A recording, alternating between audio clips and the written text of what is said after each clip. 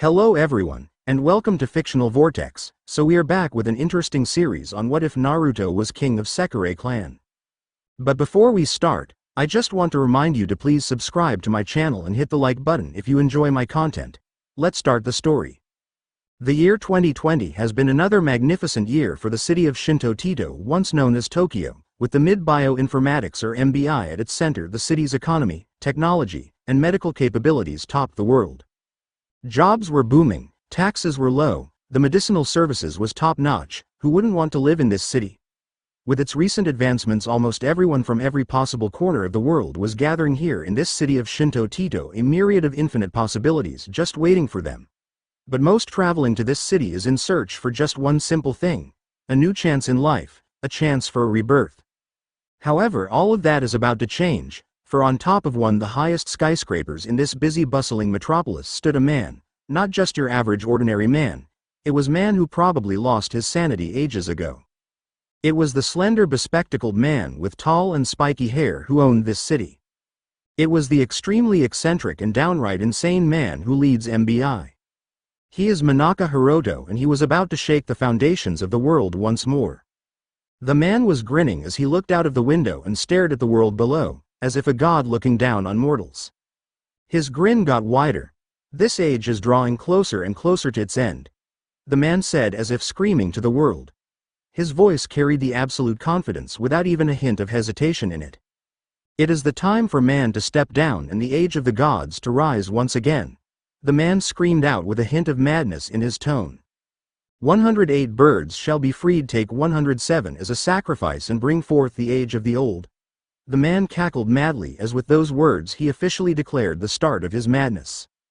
Let the stage one of the Sekirei plan begin. Let the games begin, he added with the same diabolic tone as before. Standing in the corner of the same room is a slender woman with gray hair and eyes.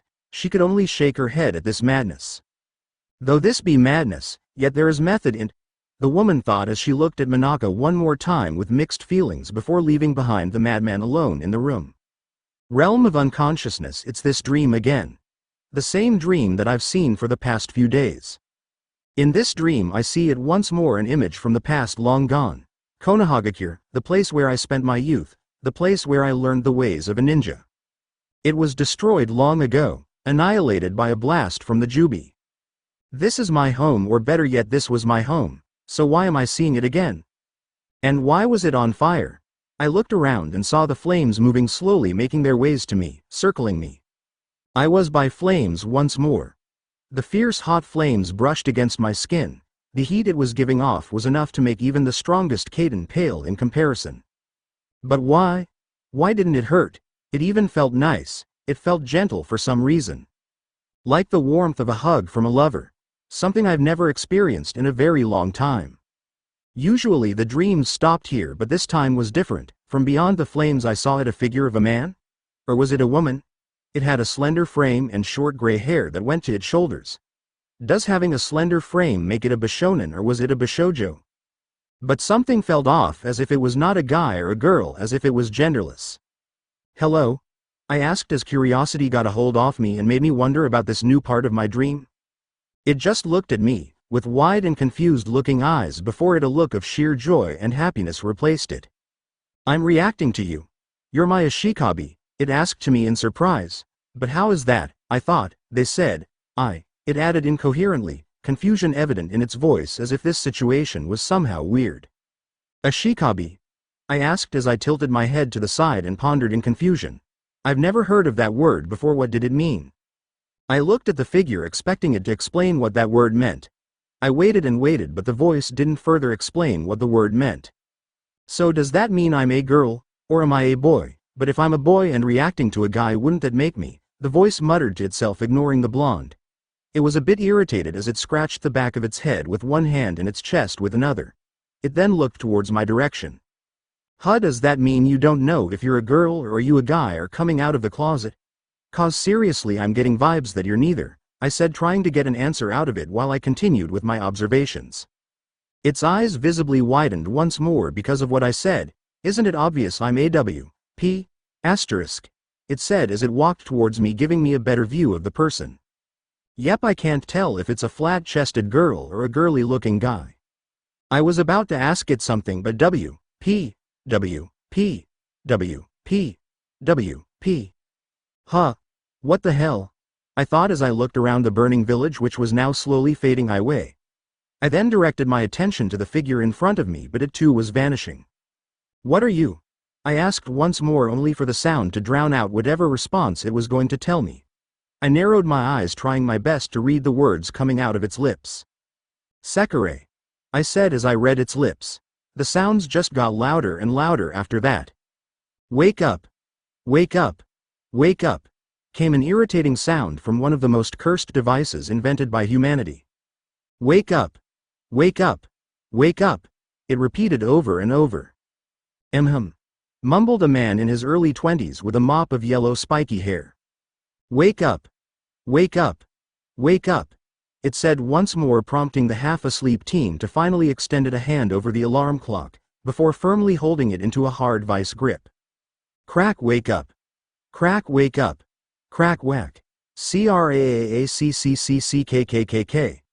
The still half-asleep man smiled, hearing the irritating voices finally stop as he let go of the now broken alarm clock, letting it fall down on the ground. The man turned around away from the damnable object and tried to get some more sleep, but sadly the alarm has done its job once more. God damn it, the man said as he slowly pushed his covers away and slowly got out of bed, stretching his arms while yawning as the sun slowly seeped into his room. It is an extremely lavish room in one of the high-end condominiums within Shinto Tito. The floor was carpeted while the room itself decorated with expensive-looking furniture, paintings, and appliances. In the middle of the room is a huge king-sized bed with 2 pillows, and on top of it the most comfortable sheets and blankets known to men. To the right of the bed was a small workstation composed of a black desk, a black leather computer chair, and the newest personal computer modeled and customized for his tastes. To its right was a slightly opened curtained window leading to a balcony that gave him a good view of the city. In front of the bed, just a few feet away from the door leading out of the room, stood the latest plasma screen TV, surround sound system, and the latest gaming consoles. The man rubbed his eyes as it came in contact with the sunlight. Ugh, it's too bright, he muttered out as he closed the curtains before turning away from the window and heading for the washroom. He opened the door and entered the room with ease as he opened the light and turned on the faucet as he stood in front of the sink. He then cupped some water in his hands as he began washing his face. After a few seconds of washing, the man took a small towel beside the sink which he used to dry his face. The man let out one more yawn as he stared at himself in the mirror. Same short spiky blonde hair, same cerulean blue eyes, same whisker-like marks on the side of his face. He sighed. It's been the same for the last 2 millennia, and soon. He placed his left hand on the mirror with a sad smile on his face. He looked closely at his reflection. Even though he just woke up, he looked tired. In fact, he really was tired. He didn't age. He saw one too many people die. His only chance in true love died with the others in the war. He was tired of life. He thought about suicide, but he couldn't really kill himself, if that was even possible, because of his regeneration. Your life is not your own anymore. The blonde closed his eyes as he remembered those words, the last words of one of his friends. His life wasn't his own. His life was a result of countless sacrifice that started the day of his birth with his parents, followed by every other ninja that sacrificed themselves so he can beat Madara and Obito. And in the end, even the life of his closest companion Kurama was forfeit so he could live. It would be an insult to them, to their lives, to their sacrifices, and to their dreams, if he took the easy way out. So he promised himself that even if he was the last man alive on this planet, even if the world itself would come to an end, he would live through just to honor them. He will never break this promise, because that was his nindo. He never went back on his promises, but from time to time he had to wonder, was this his punishment for the stupidity of his actions that caused the death of many? Or was it a reward due to all the hardships he suffered? Kami must really love him or enjoy tormenting his existence. The blonde just shook his head. There was no time to think about this stuff. There were other things that needed his attention, like his work, or those spikes in chakra signatures he's sensing all over the place for the past month. As far as he knows, humans lost the ability to use chakra almost a millennia ago. And then there was that strange dream. He didn't really know how to react about it. It felt too real to be a normal dream. The blonde felt his stomach grumble. He decided to stop thinking about it for a while as he let out one last yawn before walking out of the bathroom and heading for the kitchen. He passed by the living room on his way to the kitchen. The room was also furnished like his bedroom with top-of-the-line appliances, couches, coffee tables, a spare flat-screen TV that he never uses. A few bookshelves lined the walls of the room. It contained various works of literature that he liked, along with his own works, and even some manga and light novels. The blonde eventually reached a kitchen complete with all the necessities that would even make a five-star chef jealous. He had everything and anything that belonged in the kitchen, from the most common of pans to the weirdest tools. From simple everyday household spices to spices that some thought no longer existed. It was a fine kitchen fit for someone with his caliber of cooking skills. He has lived for 2 millennia now. It's not like his palate and cooking skill hasn't improved since those old days. His love of ramen still hasn't changed. The blonde opened his fridge. What to eat? What to eat? He said, trying to act cheerful as he looked around various ingredients. He sighed as he reached for a carton of milk before closing the fridge. Even if he did everything he needed to cook almost anything, he just wasn't in the mood to cook. The teen shook his head as he walked towards a cupboard. He opened it and reached for one of the many lined-up instant ramen cups. Over a millennia and it still takes more than 3 minutes to cook this stuff, he thought as he followed the instructions. Add water seasoning and place it in a microwave for 3 minutes. He waited patiently for his breakfast as he took out a pair of chopsticks and poured himself a glass of milk. Well, at least, I don't drink expired milk anymore, the blonde thought as he drank the milk, its slightly cold temperature making its way smoothly down his throat. Ding ding ding ding, he heard the mechanical sounds coming from his microwave. He opened the microwave as he took out the cup of ramen and started eating. He stopped eating after finishing a fourth of the cup. He looked at the contents. It was ramen, and it was his favorite food. Why didn't he feel like eating it at all? Naruto placed the cup down in the kitchen counter. Not really having the appetite to finish his ramen, the blonde just finished drinking his milk as he made his way back to his room. The blonde entered his room and immediately went to his workstation. He sat down the comfy computer chair as he opened his computer. Might as well start with my job, the blonde said as he patiently waited for the computer to open. Now one may wonder what possible job the blonde could have that didn't involve throwing around high-level jutsus, causing collateral damage, or just outright killing someone. Well, apparently during his 3-year training trip with his sensei eons ago, aside from learning a bunch of jutsus and how to control a bit of Kurama's power, he also picked out the habit of writing from time to time. This eventually led to his current profession to date. He was a story writer. One didn't live for 2,000 years or so and not pick up anything noteworthy to write. As of now, he was using the pen name, Minato, and was sending his works to his publisher incognito through a middleman. He was writing the last volume in his series of novels, The Tales of the Gutsy Ninjas. It is a very famous series of novels that tells the story of different ninjas and warriors he had met throughout history. It was his way of commemorating all the lives who died for him, all the lives that he changed, and all the lives that made him who he was today. There was over 100 volumes of the novel itself, each one featuring a different main character. One would think that people would get tired after 100 volumes, but what made it such a masterpiece is that each novel was beautifully woven with one another, creating a 100 volumes epic that was nearing its end. That was where the problem started. The last book of the series, the 101st volume, the novel he planned to name Naruto. The one volume that tells his life, the one story connects everything, that ties up all loose ends, was nowhere near completion. He just stared at the computer monitor for a while, blinking a few times as he tried so hard to think of how to go about with his last novel. Thinking he had a good idea, the blonde started typing only to quickly erase it afterwards. It was crap. There was something missing. He couldn't place a finger on it, but he just knew something was wrong. He sighed as he continued brainstorming, typing and erasing yet again every now and then. A few seconds eventually passed by. This turned to minutes, and then hours, before the blonde even noticed it was already nighttime. The man sighed again as he shook his head. He wasted another day of his life. He could have spent the day investigating those chakra spikes or thinking about his dreams, but then again he had the time to waste. He then looked at the date and time on his computer, which was the 8th of August 2027, 32 p.m. A nighttime walk might help, the man said as he stood up and went to his closet, taking out a white dress shirt, a black tie, black dress pants, and finally a black blazer. Yep, he eventually grew out of that stupid orange jumpsuit phase. He now preferred black clothing that made him look smart or professional, so he often wore a suit. Truth be told, he really didn't like wearing suits until a few years back, when this one guy he met in a bar in New York bar, something he was bad with names, acted as his wingman for the night, managed to convince him the awesomeness of wearing suits. Yeah, he was pretty wasted at that time, so doesn't really remember much. As he finished fastening his tie and wearing his blazer, he made his way out of his room. He made his way to the front door, where he took out and wore a pair of black shoes before leaving his condominium suite, locking the door on his way out as he went to the elevator.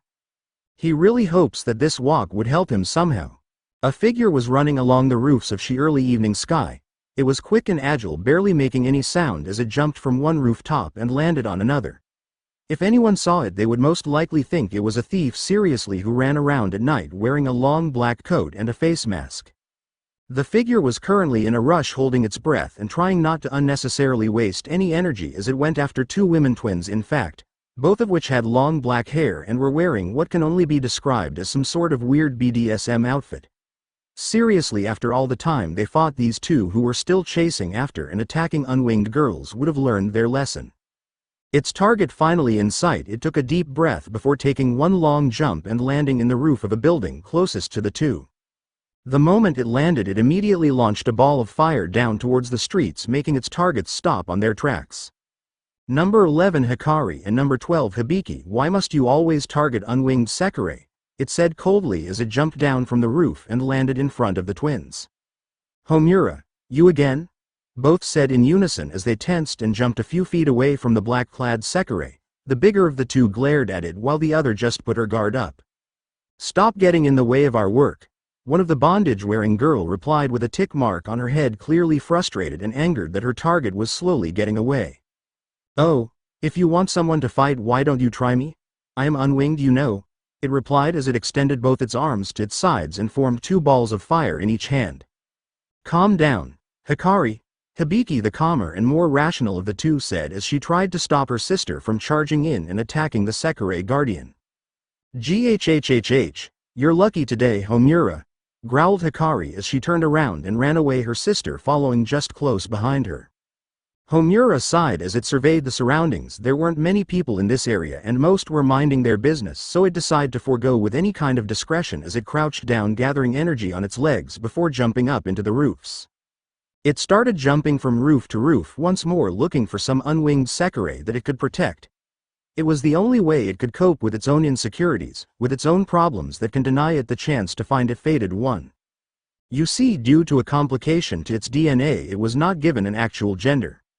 As of now, this figure making its way along the rooftops was neither male nor female. So was it supposed to act like a guy? Or was it supposed to act as a girl? It didn't really know, but it found that acting like a guy was somehow easier, so it decided to stick with that and pretended to be a guy, even going as far as working in a host club, hoping for a small chance that it would react to a female ashikabi. Yeah, that really helped out a lot. All it got was bunch of girls wanting to get into its pants. Too bad for them, there was nothing in it, nothing that could mark him as either a guy or a girl. The only thing, there was a small hole that allowed it to urinate from, but aside from that, nothing. Seriously, this is why it hated Manaka. Aside from screwing the lives of its brethren, he fucked up its genetic sequence during one of the madman's experiments, saying something half-assed that its gender will be determined when someone wings it, but that chances that would happen is extremely low since Sekirei often react to ashikabis of the opposite gender. But it had no gender. It was almost as if it shared the same fate as those scrap numbers. Landing on the rooftop of an old abandoned building, the gray-haired Sekirei yawned. It hasn't been getting enough sleep recently. For some reason it always dreamed about being surrounded by flames in the middle of an unknown land. The dream was always the same, but last night this one man appeared in it. It smiled as it knew that it must have reacted to the person. It finally has the chance to meet its fated one. The black-clad Sekirei's body tensed as it felt something, another presence that landed a few feet behind her. From sheer presence alone it knew that whoever it was very powerful and dangerous. It gulped as it turned around, its eyes widening, realizing how much trouble it was in. There stood just a few feet away from her a tall man holding a sheathed katana on its right hand. His posture and aura gave of the feeling of an experienced warrior. The man has silver hair and gray eyes, wearing all black clothing with a light orange scarf tied around its neck. Mutsu, Homura said, trying to hide the fear in his voice. It knew who this man is. He was the loyal Sekirei of the Ashikabi of the South, a member of the original disciplinary squad, the 5th Sekirei. Homura, the man said calmly as he saw the fire user tense up. What do you want? Hayato wishes for you to become one of his Sekirei, and I am here to ask if you'd be willing to come, and if not. The man didn't finish, he purposely left the threat hanging. Shit. This is bad, Homura thought, panicking a bit as it tried to think of a way to get out of this situation ASAP. It couldn't afford to get forcibly winged by someone now, not when it was finally reacting to someone. I'm sorry, but I'd have to reject that offer. Too bad, Matsu replied as he lifted his katana before tapping its still sheathed form to the roof. Kasatan. Smashing point. The man muttered as the rooftop shattered, sending huge chunks of concrete flying everywhere as the roof caved in. Homura jumped on top of one of the debris. Still in midair, it kicked of the huge chunk of concrete just in time to avoid getting slashed in half. It summoned 2 balls of fire and threw it at the man as the black-clad Sekirei landed on another piece of debris. Matsu remained calm and collected as he copied Homura. Using the same debris, he kicked off into another one, evading the balls of fire, before jumping into another using the huge chunks of cement as a platform, as he made his way to the gray-haired Sekirei. Homura saw this coming. It charged up one huge ball of fire and hurled the ball to where it predicted the man would be, before it kicked and jumped into another piece of debris. Homura grinned under its mask as it saw the fireball hit the man. However, the grin quickly vanished as a singed but relatively uninjured Matsu continued on his path, reaching Homura in a burst of speed. Shit, Homura thought as it barely had the time to jump back as the man's blade almost hit the gray-haired Sekirei in the face. Matsu wasn't finished yet though, as he twisted his body and kicked Homura in the stomach, sending the Sekirei barreling towards another chunk of concrete. Before the gray-haired Sekirei could even recover from the kick, it felt another 8 punches hitting it all over its body before it felt a Sharo kick in the shoulder, sending it plummeting down to the battered rooftop, nearly unconscious. This all happened in less than 10 seconds. It only took less than 10 seconds for Homura, despite all its battle experience and power, to lose to the 5th Sekirei. You should have agreed to be winged by Hayato. It would have saved you from all of this pain. The number 5 Sekirei said, his voice showing a hint of concern for his sibling. Homura pushes off the ground, trying its best to stand up. Its fight or flight instincts, however, was already learning for the latter and telling Homura to get the hell out of there. Live to fight another day, Homura said to itself as it began creating large columns of flames surrounding and hiding itself with it. Mutu's just raised an eyebrow, certainly curious at what his badly beaten brethren was doing. However, his eyes widened when the wall of flames receded, Homura no longer in the middle of it. How? The man thought as he looked around and tried to sense for any presence in the area, and to his shock he found no one was in the vicinity. Strange, the man said as he walked towards the area where Homura was standing. Ring. The sound came from the pocket. O quickly pulled out his phone and saw who was calling for him. He sighed. This better be important, since he was really close to capturing Homura, he thought as he pressed the answer button on his phone and placed it against his ear. Where are you? Said a childish voice from the other side of the phone. I don't care. Matsu, hurry up and go home, ma, I want to play Tekken with you. The silver-haired man just face-palmed. His master was too spoiled for his own good. Hi, he replied as he walked towards the edge of the now destroyed rooftop before jumping, heading to the south of the city. Phew, came a voice from underneath some rubble just a few steps away from where Matsu was standing earlier. Homura stood up as it dusted itself off. That was close. Its first plan was to hide, do a cheap shot when Matsu's guard was down, and then run away, but it seems Homura was saved by that phone call. It had to thank whoever that was someday. Homura moved its body, trying to access just how much damage it took. Homura's body still hurt, but it was still good enough to at least jump from roof to roof. It thought it was best to call it a night and decided to head for the northern part of Shinto Tito. However, Homura failed to notice that Matsu managed to make a gash on the left side of its face mask. The small slice that was beginning to tear along the mask because of the sheer speed and wind pressure that blew towards it as Homura ran and started to jump from roof to roof once more. The black-clad jumped from one building to another building just like before until it misjudged one of its jumps, one small misstep. Homura soon found itself falling to the ground. Shit, Homura thought as its eyes widened, the already broken mask torn away from Homura's face as it fell. It panicked for a bit before looking around for anything it could use to try to soften its landing. Homura's eyes widened as it focused on one person, a man with that familiar-looking mop of blonde hair standing amidst an empty street. Standing exactly where the gray-haired Sekirei was about to crash. The blonde was walking throughout the northern part of Shinto Tito, still trying to think of some inspiration for his work. He chose to walk at the part of the town because for some reason this side of the city was apparently the safest, not like anything could be considered a threat to his safety at this point of time. He also heard some rumors about a Hania being here or something, but he just shrugged it off as a superstitious belief. He continued walking, thinking about how to start with his story. Should he start at the end? In the beginning? Or in the middle? Should he start with his life in Konoha? Should he write a bit of smut in it like he did with some of his other novels? Should he just go with something simple and turn it into an autobiography? The blonde continued walking as he passed a small liquor store. Still deep in thought, the blonde failed to notice a woman coming out of the store carrying a bottle of alcohol. She has long black hair that was tied in the back. She was also wearing a short purple Chinese dress that showed off impressive curves as well as her belly button and the cleavage of her very impressive bust. The blonde kept walking as he felt his stomach grumble once more. He really hasn't eaten anything since that small amount of ramen that morning. He still didn't have the appetite, but he knew he had to at least eat something. He looked around and spotted a small convenience store, better than nothing. The blonde thought, thinking of anything that he can possibly eat as he walked towards the convenience store. He stopped walking for a second as he looked at a well-endowed woman leaving the store. She has long dark brown hair with a ponytail on the left side of her hair. The woman was wearing a tight-fit pink shirt, long-sleeved shirt with violet-colored sleeves and a golden star on the middle of the shirt. She was also wearing blue capri pants along with a pair of orange slippers. "Like what you see, bro?" the girl asked with a hint of mischief in her voice as she noticed the blonde hunk in front of her checking her out. "Can't say that I don't," the blonde replied as he walked inside the door, leaving behind a smiling brunette who was still watching his back before shrugging and leaving the store. After a few minutes, the blonde left the shop while eating a Nikaman. He finished the meat bun. It didn't really taste good, but it was better than nothing. He at least had to eat something. The blonde pulled out a phone on his pocket as he looked at the time. *8:12.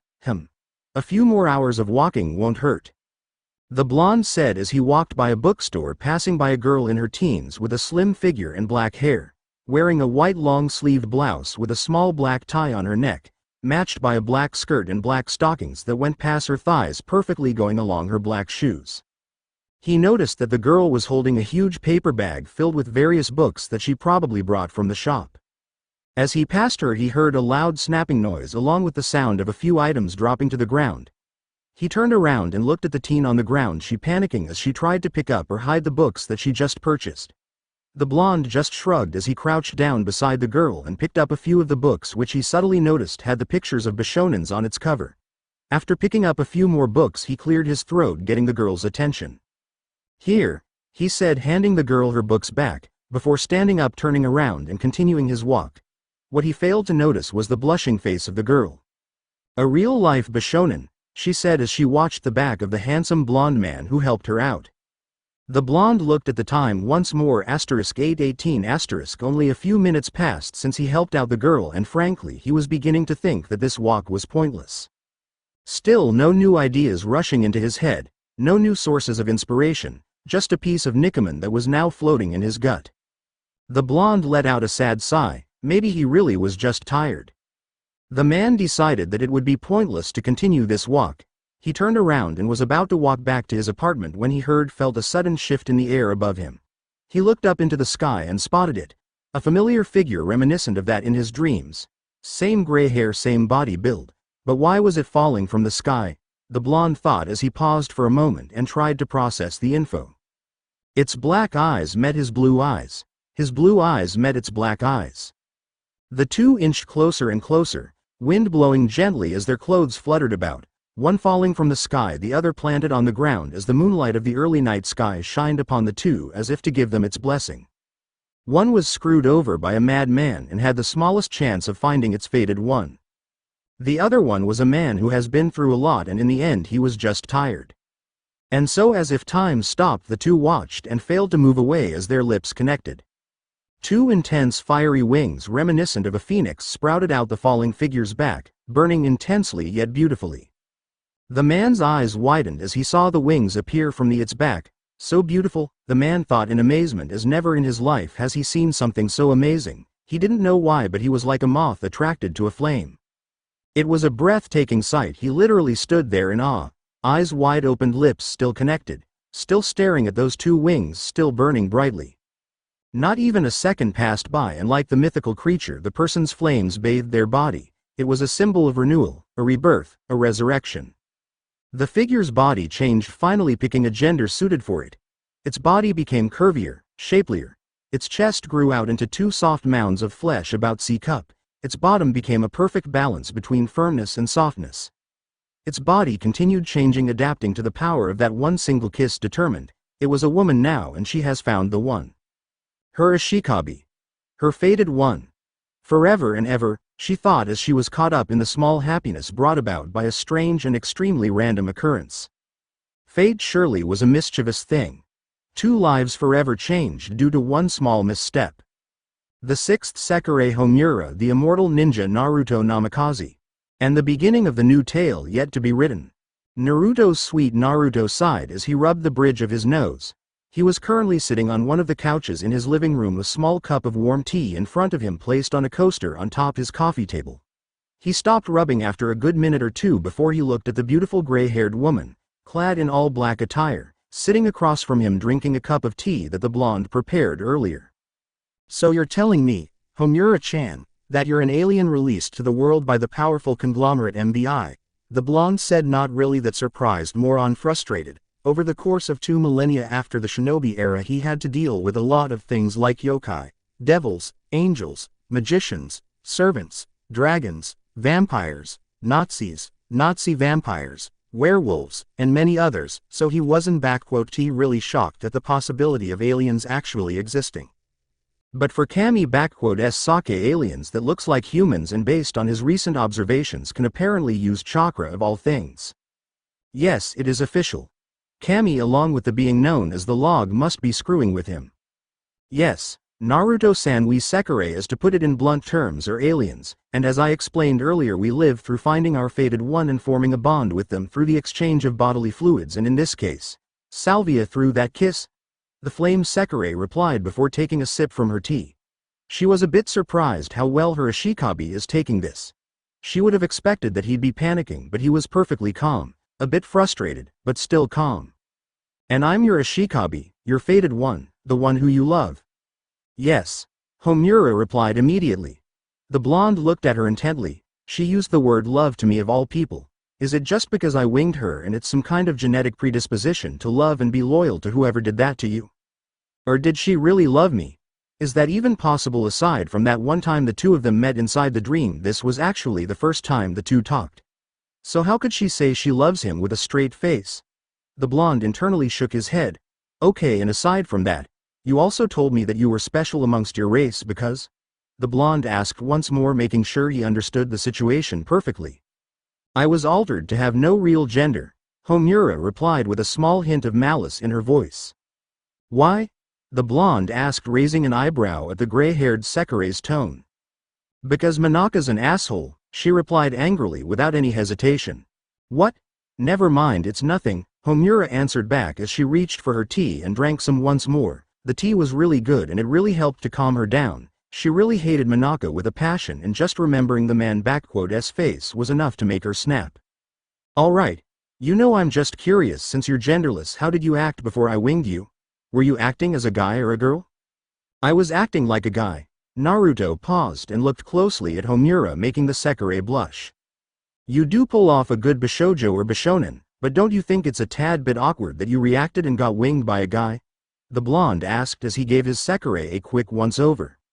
"I did think at first that it would be weird to get winged by a guy since I acted like one, but being told that it was almost impossible to find my fated one, to find my Ashikabi.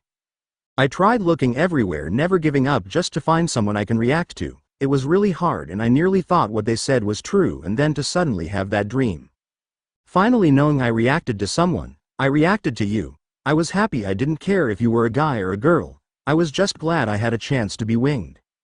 The moment I reacted I threw away all those insecurities about being winged by a guy the first knew as long as I'd have an ashikabi regardless of their gender it'd be fine. Homura replied with all honesty, making the blonde's expression soften for a bit. His Sekirei was a strong girl, most would have just given up and accepted that fate, but she didn't give up, she kept searching, she even threw away whatever insecurities she had for the sake of being winged, for the sake of finding her love.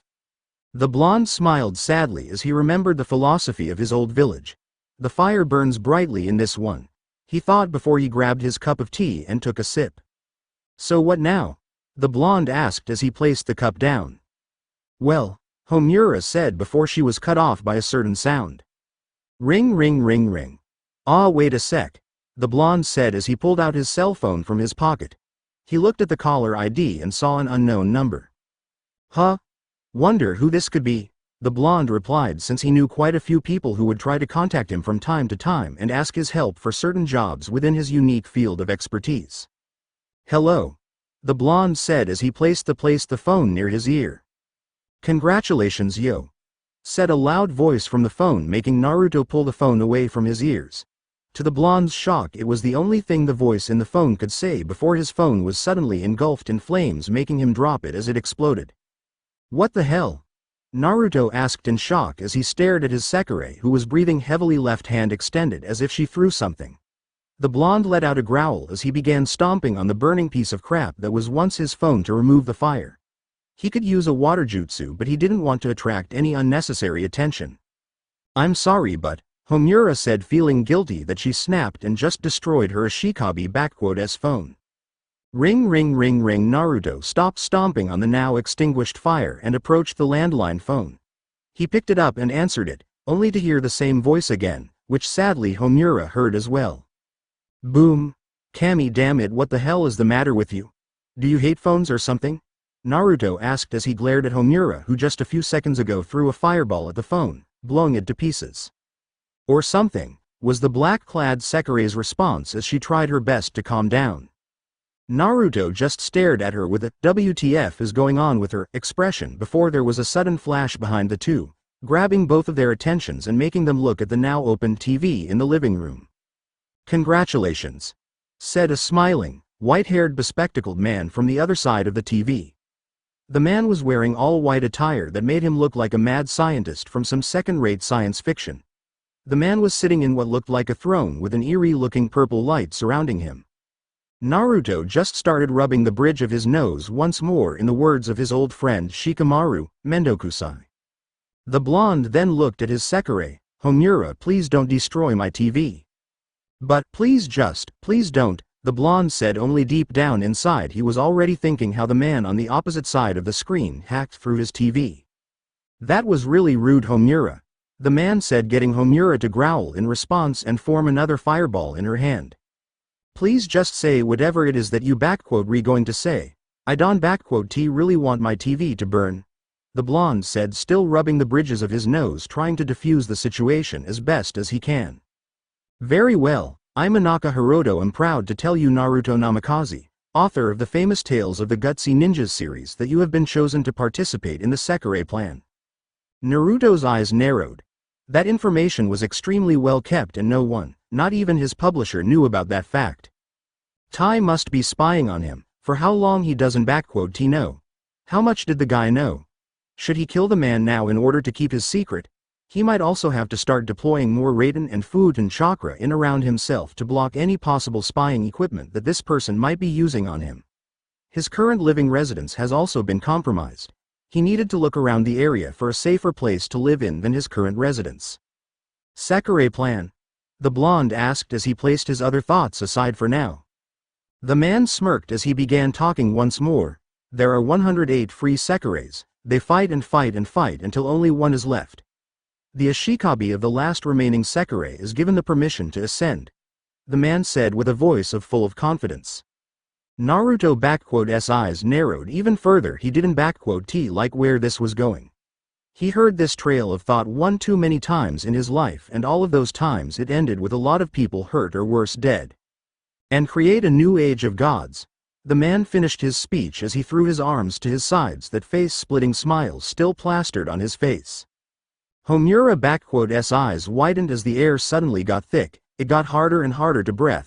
Her legs were wobbly and about to give in at the sheer pressure she was feeling. She looked at her Ashikabi still standing where he was with the same passive face, but the feeling he was giving off betrayed his cool demeanor. Her Ashikabi was pissed. The waves off killing intent was rolling off in waves from her master. It was even strong enough to make her of all people consider running away from the man. It even made Mia's mask pale in comparison. To her surprise, she actually saw Manaka on the other side of the screen starting to sweat and feel uncomfortable as well. She couldn't believe it, his presence was that strong that even Manaka felt it from the other side of the screen. So is that the purpose of this game? The blonde asked in a spine-numbing cold tone that Homura could swear would make other people want to kill themselves or shit bricks. Yes. The man paused for a bit before calming himself, his previous fear gone and his overconfident and insane demeanor returned, to create a new age of the gods. Oh, tell me, Manaka-san, what about the other 107 Sekireis?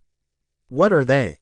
Necessary sacrifices for this plan, the man answered almost immediately. And who, please entertain me, will be the god of this new age, Manaka-san? The blonde asked, his tone even deadlier than before. Of course, whoever wins this little game. Oh, so, are you part of this game as well? Yes, I'm the game master. Then what happens to the game master after the game?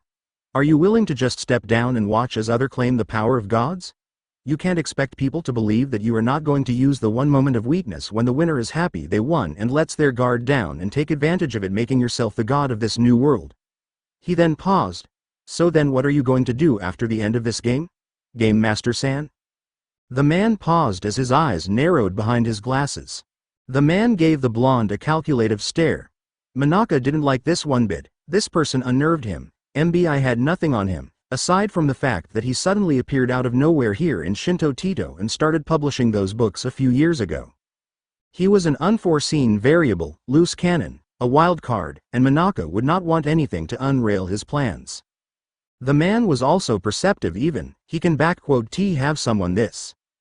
He thought Higa was dangerous, but no, this man way beyond dangerous, and he had to get rid of him soon. He wouldn't have some unknown factor screw up his plans, not now, when it was almost complete. But that wouldn't be good. Where the fun in that? Where's the fun in a flawless victory? It would be boring, and this dangerous man could prove to be really entertaining. He can always get rid of the man sometime in the future, but not right now. Not when the game has just begun. He laughed inside. This blonde will be entertaining to watch. This whole Sekirei plan just got better. He tried to say, only to get cut off by the blonde once more. No worries, I won't get in the way of your plans or your game, but you also can't expect me to willingly participate. I'll do what I want, but trust me, the moment anyone I care for is in one way or another harmed by your stupid acts. Well, I'll just show you an MBI that even gods can die.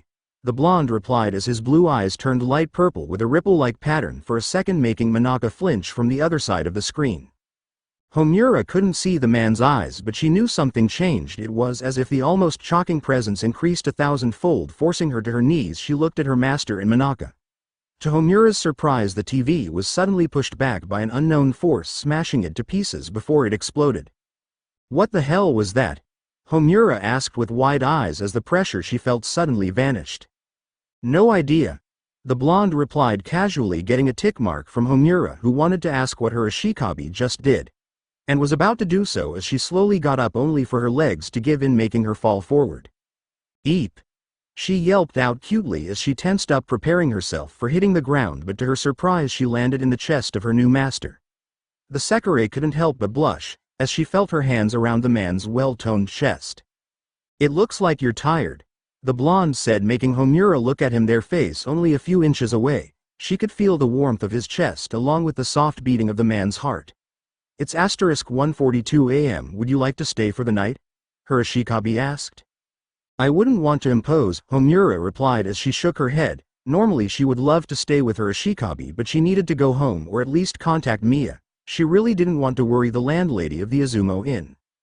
You're not imposing, and as you said earlier, you're my Sekirei and I'm your Ashikabi. We're partners now, so you might as well make yourself comfortable here. Homura sighed as she pushed herself off the blonde's chest. He did have a point, but she needed to do something first before staying over. Do you have a phone? I need to call home, she asked as she looked at her ashikabi. The blonde just gave her a deadpan expression and pointed at the remains of his two phones, one of which was still burning. Oh right, my bad, Homura said as she scratched the back of her head and extinguished the other fire. Yes, you're bad, the blonde replied as he continued giving his Sekirei the deadpan expression. Thank God the sprinklers didn't go off, he thought in relief, as he didn't really want to see all his stuff to be drenched in water. Homura felt herself shrink back at the man's stare. Hi, I'm sorry, she said as she got immediately into the doggies position and continuously apologized.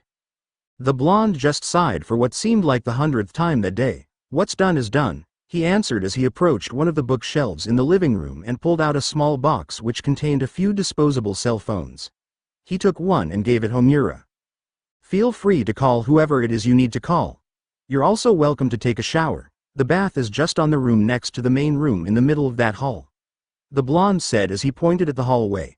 For a change of clothes you can just take anything you'd like from my closet. I haven't really furbished the other rooms, so feel free to sleep in my bed, he continued as he looked at the pile of crap that was once his TV. Thanks, Homura replied as she took the phone and walked towards the bathroom. The blonde just stared at the wreckage and sighed once more. Why did he have to snap and break his TV? He thought as he crouched down and started cleaning his mess up. Half an hour later, Naruto's room. Naruto was sitting in front of his computer after he finished cleaning up the mess in his living room. The blonde promotion he received this day as he typed out 3 points on his computer. 1. He bonded with an alien who now considers him as her fated one and lover. 2. He was now involved in a game of life and death against 107 other aliens. 3. There was a douche with a god complex who wanted to bring about the new age of gods by sacrificing the other 107 aliens. Well, fuck, the blonde told himself as he couldn't believe the mess he got himself into again. He swore each and every time he had to act incognito some bizarre shit happens, and next thing he knows he's in an adventure that decides the fate of the world. He left the elemental nations to try and find peace, only to land in this place with knights who was ruled by a king who was actually a girl. He returned to the elemental nations whose name was changed to Japan for some reason, only to get dragged in a war between different yokai factions and a hunt for some jewel with a dog. And that one time he went to the United States, he got involved with immortal alchemists, the mafia, and this one cool badass assassin. He then lived in the UK for a few years, gets involved with one organization that hunted vampires. A few years ago he returned to Japan only to get involved again in a war between 7 different mages, and now this shit. He really wanted to punch Kami in the face if he ever got the chance to do so. He then thought about Manaka. He needed to look into the man. He can't kill the man, at least not yet, no matter how much Homura wants to. It was too risky. The man could have a failsafe switch that can kill all the other Sekireis if he dies. The blonde didn't need the blood of 108 innocent beings on his hand. His hands were tainted with enough blood as it is. The blonde sighed again. He's been doing it a lot these last 24 hours. He then began thinking about his relationship with Homura. He did feel a bit guilty for winging her by mistake, but he felt responsible for her well-being, so he'll do his best to help her do whatever she wants. But the problem is the whole ashikabi business. From what he understood from Homura's explanation, to be an ashikabi is akin to being married to a Sekirei, to be one with them, to love them. Like all the others, the blonde thought as a hint of bitterness appeared on his face. I'll just deal with it when the time comes. Until then I'll have to protect her and as many of her siblings and their ashikabi as possible from that madman. He continued as he really didn't want to see anyone else suffer the pain he saw and experienced throughout his long lifespan. He'd rather die than let another person with a god complex sacrifice the lives of others so he can bring about the new of ages of the god and probably rule it. The blonde sensed another migraine coming as he started to rub the bridge of his nose again. He needed to clear his head for a while. Well, I guess I'll try working on my novel, he thought as he started brainstorming once more. What are you doing? A voice said from behind the blonde, snapping him out of his thoughts. He turned around from his computer and couldn't help but freeze and blush at what he saw. It was Homura entering the room. She was still a bit wet from the shower. She was wearing nothing but a pair of short shorts that he had no idea where she got, and one of the blonde's dress shirts that was unbuttoned, giving Naruto a good view of her smooth porcelain skin, her perfectly curved waist, her flat stomach and navel, as well as those two decently sized soft mounds on her chest. The Sekirei just looked at her Ashikabi and wondered why he was looking at her weirdly with a blush on his face, and then she remembered her recent modifications. Oh, she thought as she started to blush as well. Her Ashikabi was checking her out, and that very thought made her brighten up like a tomato. She looked down and saw her state of dress and immediately fixed it by buttoning up the shirt. "Working," the man said as he wiped something away from his nose and turned back to his computer. "Working? You were just staring in front of your computer?"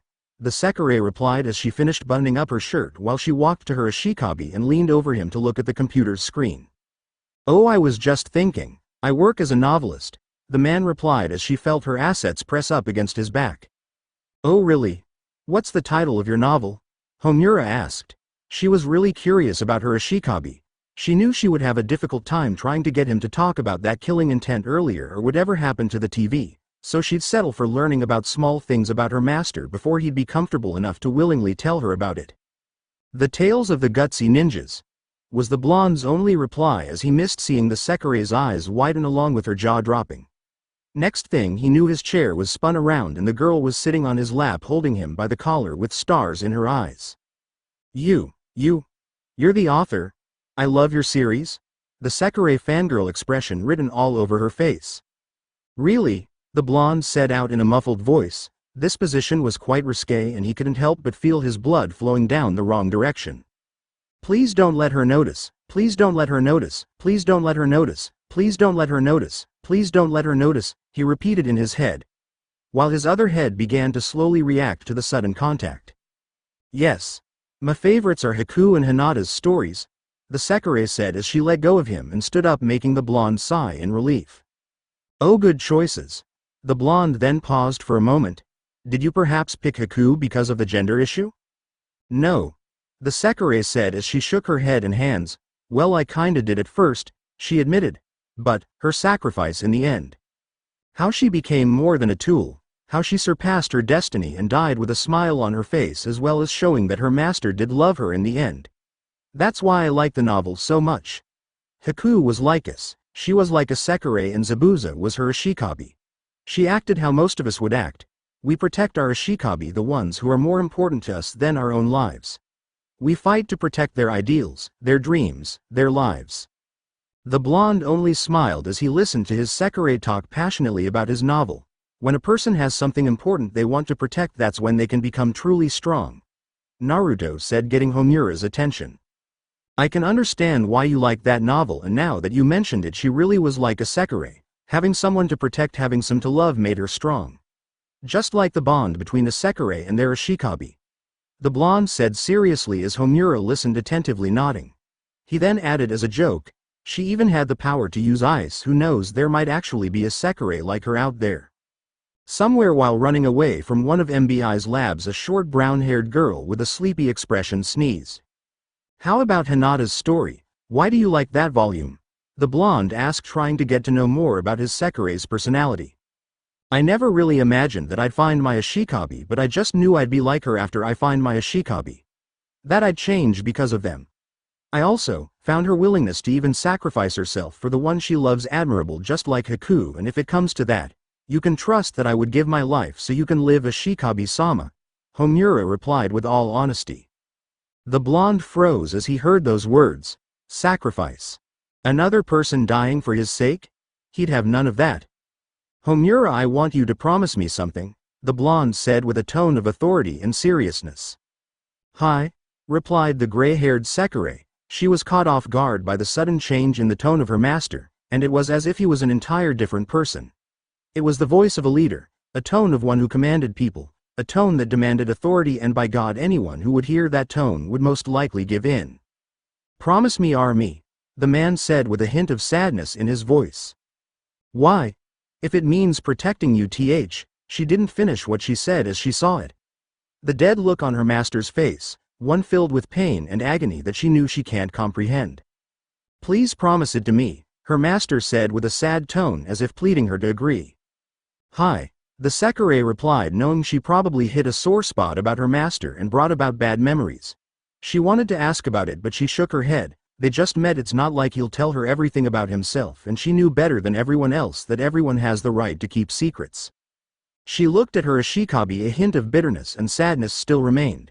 She wanted to help cheer him up. She doesn't know that much about him, but she'd rather not have her Ashikabi sad.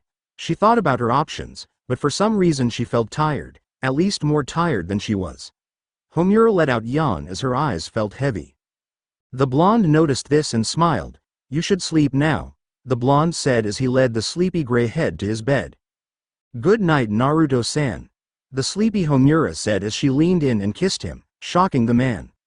The man's eyes widened as he felt a small amount of his chakra getting pulled into the gray-haired Sekirei, and before long he saw those magnificent fiery wings appear from the Sekirei's back once more.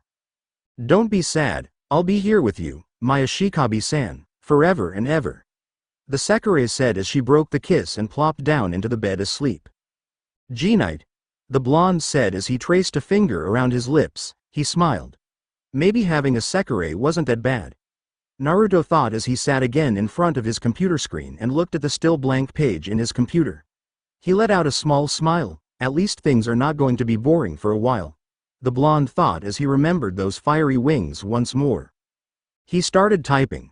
Tales of the Gutsy Ninjas Volume 101, Naruto. Prologue. There was once a 9-tailed demon fox that appeared in the midst of a great village. Its mighty tails could crumble mountains and cause tsunamis. All of the shinobis from the village assembled to fight the demon. Many died and the battle raged on until one brave soul was able to seal the demon by sacrificing his life. That shinobi was called the Yondaime Hokage, Minato Namikaze, my father. The blonde yawned as he looked at the time. It was *802. He was typing the whole night that he didn't even notice the sun rising. He looked at his bed and saw Homura's still sleeping form under the covers. Her gray hair getting shined upon by the small amount of sunlight that seeped in from his window. He watched for a moment as he observed the rising and falling of her chest. She looked human. She breathed like a human. She acted like a human. Aside from the ability to use fire, she could really pass off as a regular human.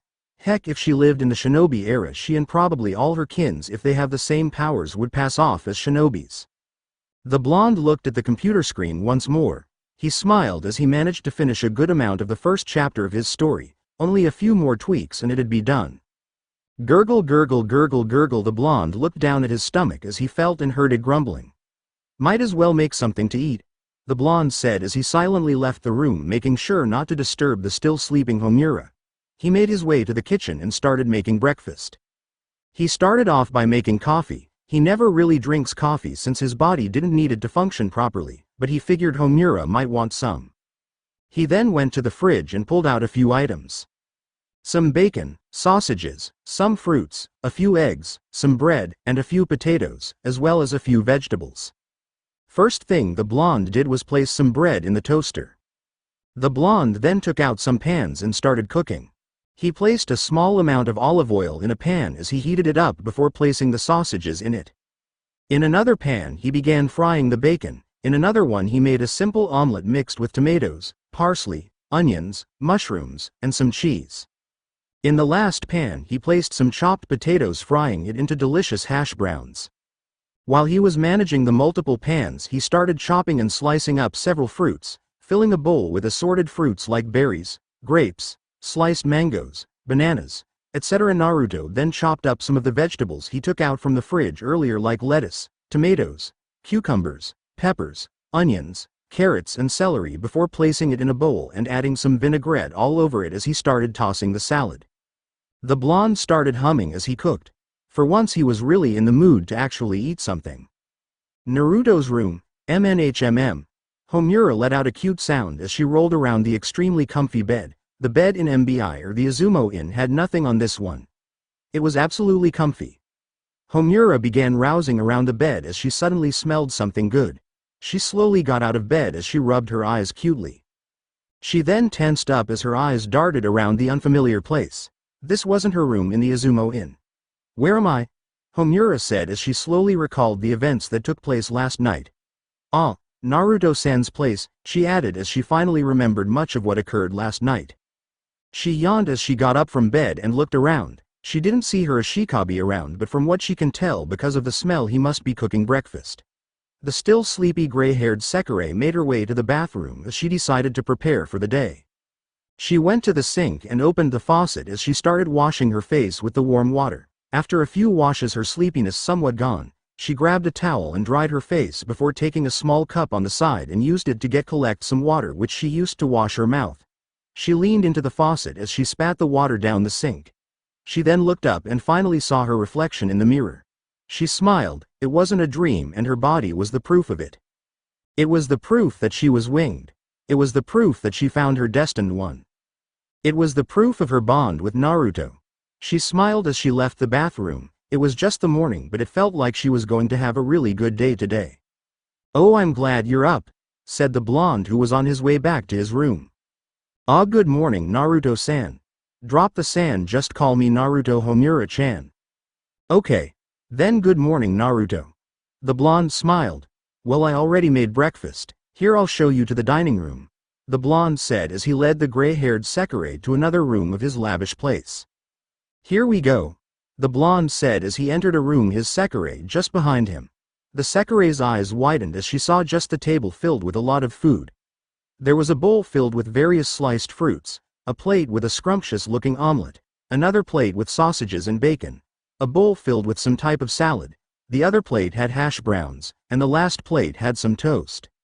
"I didn't know what you'd like to eat, so I made a bit of everything. I hope you don't mind an English-type breakfast," the blonde said as he helped the still-shocked Homura into a seat. "So what do you want to drink?" the blonde asked, snapping Homura out of her daze. "Coffee would be fine." "Here you go," the blonde said as he poured a cup of coffee for his Sekirei. "Ah, thank you, Naruto-san. I told you Homura-chan, call me Naruto." "Ah, sorry about that," the gray-haired Sekirei replied as she scratched her chest. "Well then, itadakimasu," the blonde said, prompting Homura to say the same thing before the two started eating. As the two ate, they started talking about each other's life. Naruto learned more about Homura. She told him about her times in the MBI labs, how this person named Takami asked her to be the Sekirei guardian who was tasked to protect unwinged Sekirei. He told her that he was proud at what she did, and Wahei also told him about how she's been working in a host club for a month now, which made the blonde chuckle, seeing the whole irony of the situation. She also told him about the rules of this whole plan, the ways to terminate a Sekirei, the use of Naruto, and whatnot. When it was Naruto's time to share his past, he decided on telling her half-truths, thinking she wasn't ready to know everything about him. He told her about him being an orphan and having a terrible childhood. He told her about how he eventually made lifelong friends. He didn't really say much, but the Sekirei was fine with it, telling him she'll be there to listen when he wants to tell everything about his past. After their meal, Naruto took the plates back to the kitchen before going back to Homura, who was still drinking some coffee. "So what are your plans for today?" the blonde asked, not even feeling sleepy despite pulling off an all-nighter. "Well, I was thinking of going back to my place," Homura replied as she placed the cup of coffee down the table. The clothes you wore yesterday are still in the dryer, so feel free to change in one of my clothes, unless you're planning on leaving looking like that." The blonde smiled as he teased his now blushing Sekirei. "Thank you for the offer," the Sekirei said as she stood up and went to get change. The blonde looked at his watch, *10:21 a.m. He didn't really have anything planned for the day and he didn't want to sleep yet. He took Homura's now empty cup of coffee and placed it in the kitchen sink. As he returned to the dining room, he spotted Homura, who was wearing a white dress shirt that was a bit too tight in her chest area, and some black dress pants. "Homura-chan, mind if I accompany you home?" the blonde asked as he thought about the possibility of moving out of this place. "Huh? No need, Naruto, but I'm fine going home alone." "But I want to see where you live." Homura froze, remembering that Mia didn't respond too kindly when she told her she won't be coming home for the night and was staying at some guy's house. "I don't think that's a wise choice, Naruto-san." "Why? Do you live in the northern part of town where they say the scary Hania lives?" "Actually, yes." This made the blonde raise an eyebrow. "Now I'm even more tempted to see where you live, so mind if I come along?" Homura just sighed in defeat. "Okay, Naruto-san," she replied as the two made their way out of Naruto's suite. "Ah, can you wait outside for a bit, Homura-chan? I just forgot something," the blonde said, earning a nod from his Sekirei, who went outside of the suite. Naruto walked back to his living room as he began channeling Raiden chakra all over the area, disrupting any possible devices that Manaka could use to spy on him. Kage Bunshin no Jutsu, the blonde said as two clones of him appeared. You guys know what to do, right? The blonde asked. Yes, boss, replied his clones in unison. Naruto nodded as he turned around and made his way back to Homura. What did you forget? Homura asked. I forgot to close my computer, was all he said as the two left the building. The two spent the entire time walking to the place in relative silence, making small talk every now and then. There was one awkward moment when a guy approached Homura and called him Kagari, making the Sekirei face fault. Naruto could only chuckle as the boy kept apologizing for mistaking Homura for Kagari. If only the poor fool knew. Naruto made the Sekirei pout as he continued joking about the whole situation, telling Homura that she had a fanboy and so on. We're here, Homura suddenly said, making the blonde stop walking as he stared at the building in front of him. It was a classical-looking, two-level Japanese house surrounded by a wooden fence.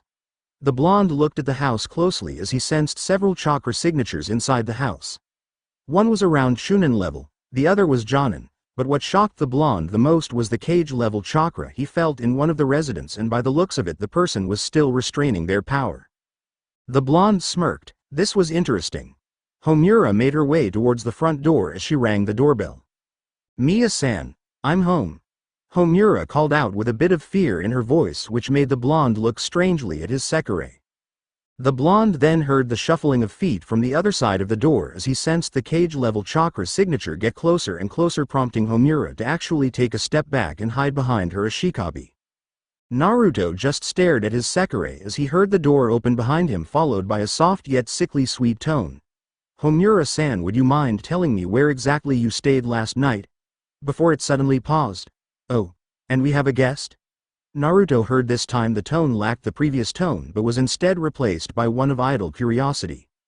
Naruto turned his head away from Homura and towards the front door. His eyes widened as time seemed to stop as he saw the woman standing in front of him. She was a slender yet shapely woman with porcelain skin.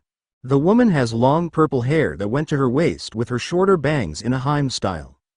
She was also wearing a traditional Miko outfit with a purple haka, a white haori, and with a purple sash-like belt. She was beautiful, yet her beauty wasn't natural, as her beauty carried something Naruto no longer saw.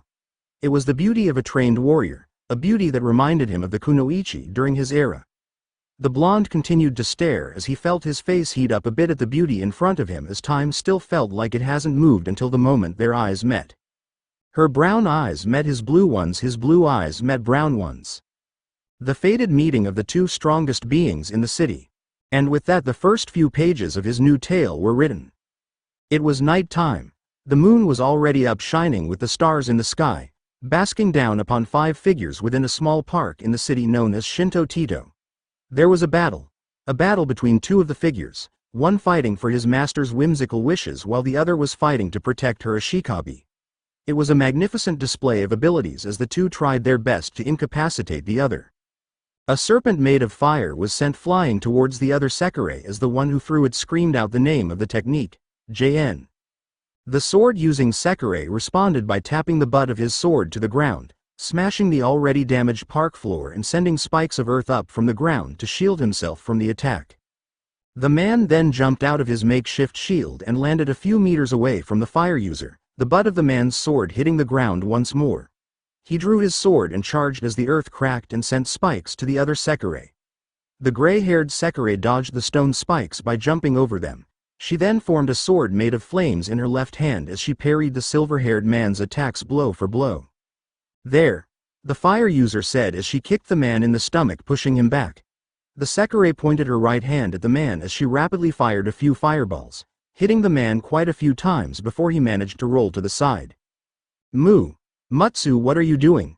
Hurry up and beat him so we can go home, said a slim teenager with brown hair that was wearing a white attire that made him look wealthy.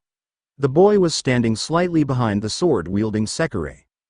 Standing across the kid was the familiar spiky blonde-haired man, wearing the same suit as he yawned and watched impassively as he scoped the Sekirei's battle prowess. The man then slightly tilted his head to the side, gazing at the cause of this conflict. The sleepy-looking brown-haired girl sitting on a bench with a blood-stained white lab coat over her. Naruto just sighed as Homura kept her assault against the other gray-haired Sekirei. Shaking his head, he started walking towards the brown-haired girl. Do you want me to wing you a kitsu? Flashback earlier that same day. After eventually snapping out of his daze after admiring the purple Homura were led inside the inn, and judging from the way Homura was squirming behind Naruto, the landlady was mad at her. The blonde looked at the woman's back as he carefully watched her movements. She was carrying the same grace and beauty of his first love with her steps, but for some reason he also had the tingling feeling that the woman in front of him had a ting of Anko's mischief in her. It was such a dangerous combination that Naruto thought it was best to tread lightly. Shaking his head, Naruto stopped gawking at the woman for a second as he started looking around the inn itself.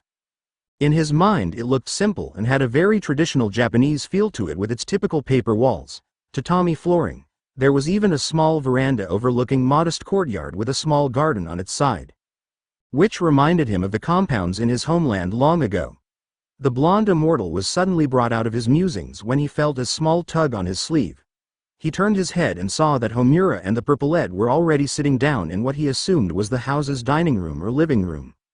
"Oh, sorry about that, I was just too caught up in admiring this place," he said as he bowed a bit before he sat down beside Homura. Apparently a few thousand years was enough for the once rude boy to develop some well-needed manners. "Thank you for your kind words. My late husband would have been happy to hear your praise," the purpleette kindly said with a warm smile on her face. Naruto just smiled back as he kept his eyes lingering on the woman in front of him. Without a doubt he knew she wasn't human. In fact, he could say that judging from the sheer size of her reserves she had. But what got the man's attention, aside from the beauty and grace of a warrior that the woman had, was in fact her scent. It was smell that he was all too familiar with, because he probably carried the same scent, a scent that never truly fades away. The scent of the blood, and that itself was enough for the man's mind to automatically devise of ways to deal with the woman if she is a threat to him and his Sekirei. "I think some introductions are in order. My name is Mia Isama," she introduced herself with grace as she kept a warm smile while on her face while I smiling, but in fact she noticed the small glances that the blonde was giving her. At first Mia thought the man was just admiring her beauty, something she would in no doubt use to tease the man, but his recent glances weren't normal. It was man's eyes were observing her carefully, analyzing her, as if looking at her as a potential threat. It was as if the man knew she wasn't normal. She opened her eyes as she looked closely at the man's eyes. Those were the eyes of a warrior gauging his opponents. "It seems Homura has brought home a rather unique guest," Mia thought as she continued her smiling facade of innocence while continuing her own observation on the man. "Ah, nice to meet you, Isama-san," the blonde said as he paused for a bit, trying to act as laid back and cheerful as possible, since it was easier to pry and judge another's character when they let their guard down, and acting cheerful and borderline idiotic tends to do that job. Putting on a mask to hide his usual gloominess, Naruto extended his hand toward the purpleette in a kind gesture of a handshake. "My name is Naruto Namikaze. Pleased to meet you, Namikaze-san," Mia replied as she reached for the man's hand and shook it. Her beautiful and tender fingers were held in the man's rough and calloused hand as she felt the strong grip of the man coming from the simple gesture. As the two broke from their handshake, she observed the man's laid-back posture, but she could still see that the man didn't have a single opening. She knew it, this man wasn't normal. Mia then looked at Homura and noticed the few changes in the Sekirei's body and finally connected the dots. "Homura's a shikabi, huh?" she thought as her eyes gazed on the man once more. "Oh, Namikaze-san, if I may ask, how do you know Homura-kun?" Homura tried to say, only to get cut off by her ashikabi. "Homu-chan and I just met last night. It was love at first sight. You can even say she fell from the sky." "That is certainly unique," the landlady replied, tilting her head to the side while placing a finger on her lips as she thought about that particular scene. The blonde nodded. "Yes, it was." He paused before smiling mischievously, "and it was definitely love at first sight," he added as Homura just blushed from beside him before elbowing him in the ribs. It didn't hurt, but Naruto pretended to flinch at the gesture. "Oh my. Foo. Naruto smirked internally before he decided to ruin the flow of the conversation by muttering out something he was sure the woman was going to respond to. "That, and I'm her ashikabi," the blonde said as he saw the sudden change in the landlady posture as it tensed up and changed into a more defensive posture before the woman's eyes widened, realizing that she just slipped up and returned to her normal posture. Naruto just inwardly smiled. The landlady definitely knows something about this plan. Ashikabi? The landlady asked. You know Sekirei winging stuff like that? Naruto continued despite the obvious signals Homura was sending him to stop whatever it was he was planning. The purpleette tilted her head to the side once more. I'm sorry Namikaze-san, but I'm not sure what you're talking about or those new words that younger kids use these days, she said with a hint of fake innocence in her tone as she covered her mouth with the left sleeve of her haori. Ah, too bad. I could have sworn you and the two others in this building were Sekirei, Naruto said, making both Homura and Mia look at him in shock, the latter doing a better shock of covering it up though. He just smiled innocently as the tension quickly rose within the room. Era, what a unique friend you have here, Homura-san, Mia said aloud while keeping her calm and analytical gaze at the blonde. Ah, hi, she replied as she scratched the back of her head as she gulped. The tension in the air was so thick that she swore she could see lightning bolts between their eyes as a dark mist formed over the two. Homura was just praying to God for someone, anyone, or anything to break this almost drowning tension. She was lucky whoever's God she was praying to was listening that day as the sounds of someone walking down from the second floor echoed through the room. Naruto turned his head to the side to see who it was who about to enter the room, but felt his cheeks heat up as he saw a busty brown-haired girl walk in. Did he mention she was only wearing panties and her gigantic melons were just hanging about? While he obviously had the experience of being around women and seeing them naked, he still had the decency to blush at certain events like this. Unless he wants to become a lecherous pervert like his old godfather, God bless his perverted soul, Jiraiya. Mia, do we have guests? The brown-haired girl asked as she looked around the room before her gaze fell on Homura. Holy shit, Homura, you have boobs! The girl screamed out as she pointed her finger at the gray-haired Sekir's direction. Homura just blushed as she covered her chest with her hands, still conscious about her sudden changes. Naruto just sweat dropped as his palm met his face. He then looked back at the barely clad girl until his eyes widened a bit in recognition. Oh, it's that girl from the convenience store last night. The girl looked at Naruto as her eyes widened as well. Oh, it's that guy who was checking me out. She paused before she smiled slyly. So like what you're seeing, bro? She teased, completely oblivious to the amount of killing intent building up within the landlady of the Isumo Inn. Can't say that I don't, Naruto replied before he suddenly tensed up as he felt the temperature of the room drop down a few degrees along with a thick amount of ki that had him wishing he had a sword or kunai with him right now. Namikaze-san, Uzume, said Mia in a way too sweet tone that grabbed both Naruto's and the brown-haired girl's attention. Load in the Isumo Inn. She finished as Homura suddenly stood up and bolted out into a corner of the room and sat down facing it as she placed her hand on her ears and closed her eyes. Naruto just looked at his Sekirei like she was crazy before he shifted his gaze back to Mia. He froze as he saw it, an old Japanese Hanya mask floating about in the air, releasing an ungodly amount of killing intent as it screamed out while its eyes bled. The blonde did his best to keep calm and hide his obvious reaction into seeing such a god-awful sight, and judging by the expression on Mia's face, he was doing a good job. Although his thoughts spoke out his honest words, holy shit, what was that? That ki was on par when I teased Ba-chan about her age when she had a hangover, or when I asked Mei-chan why she wasn't married yet. Seriously, what the fucking hell was that? He though, as he kept looking at the mask impassively as he nodded to the landlady's request. Asama-san, would you mind if I ask a simple question? Naruto asked, trying to act as calm as possible. What is it, Namikaze-san? Mia answered, keeping her oh so kind and innocent face as she tried her best to make her mask look fiercer, scaring the hell out of Uzume, who already ran out of the room. Yet the blonde wasn't even flinching, and for some reason that intrigued her to no end. Are you renting some rooms? As my late husband always said, we welcome anyone who's in need. Yes, you see, my current place of residence has a current rodent problem. Oh, I hope it isn't bad. Sorry, they're really bad, huge rodents. Era, we have a few rooms available for lodging, 50,000 yen a month. You know I could always just move into Homu-chan's room, Naruto said as he pointed at Homura, who was still stuck in the corner of the room. Oh my, Namikaze-san, I wouldn't want you in the same room as Homura-san, who knows what you might do to her. Ignoring her slight jab while making a mental note to get back at her later. Oh, and another question, Naruto pointed into a corner of the room. Can you tell me why there's a camera there and why is it focused at me? Ah, that's for security purposes, Naruto-san. Well, are there cameras in the other rooms as well? I'm not exactly sure. My late husband was the one who set those up. If I do get a room here, can I take the cameras out? Oh my? And why would you do that?